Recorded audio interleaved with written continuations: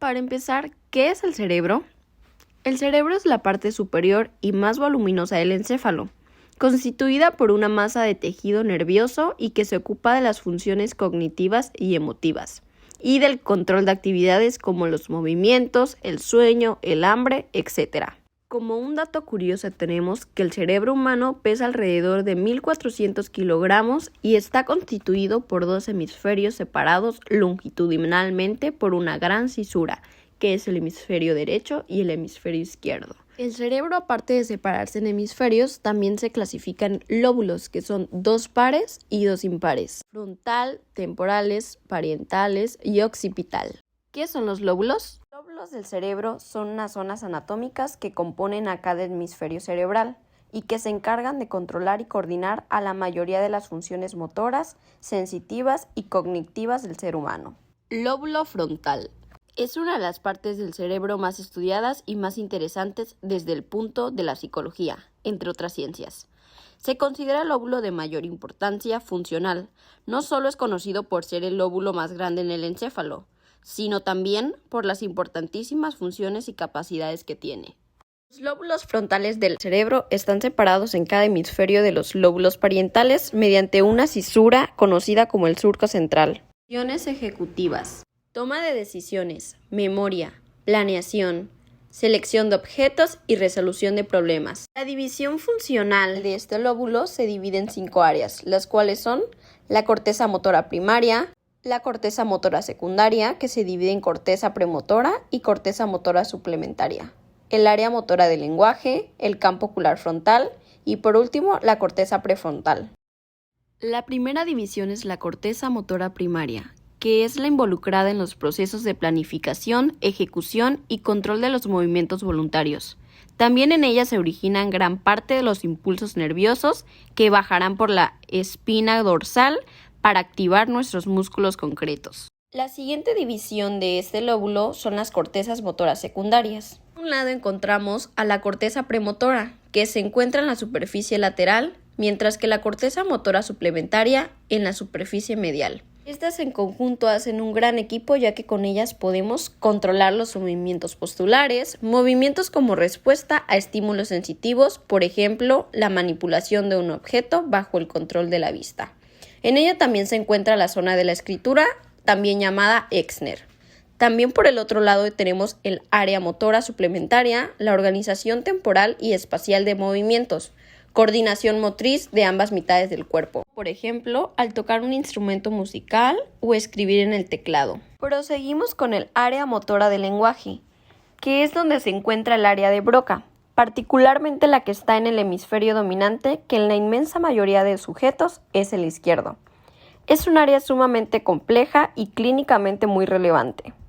Esta área está relacionada con la generación de palabras, controlando de manera indirecta a varios de nuestros músculos faciales al hablar.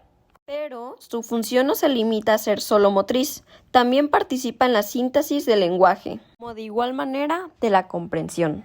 En el hemisferio no dominante, esta participa en la calidad de entonación, ritmo o pronunciación. En otras palabras, hablar enojado, feliz o con distintos tonos de voz.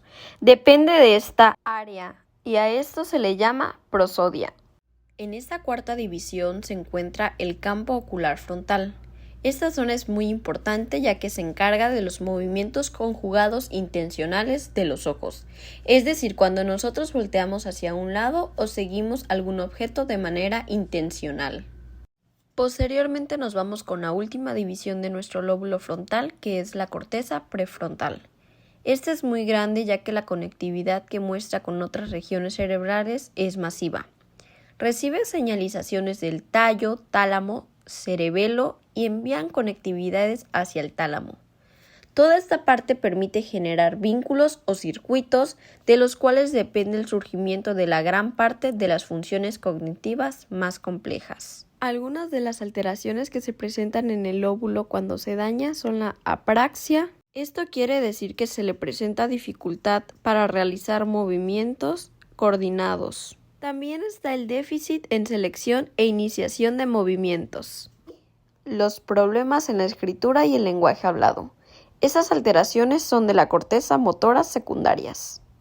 Otra de las alteraciones muy comunes en este lóbulo es la afasia. La afasia motora, que se caracteriza por la incapacidad de generar un lenguaje de manera ágil, es decir, la persona entiende pero no sabe cómo expresarse. Esta alteración es específicamente en la división del área del lenguaje.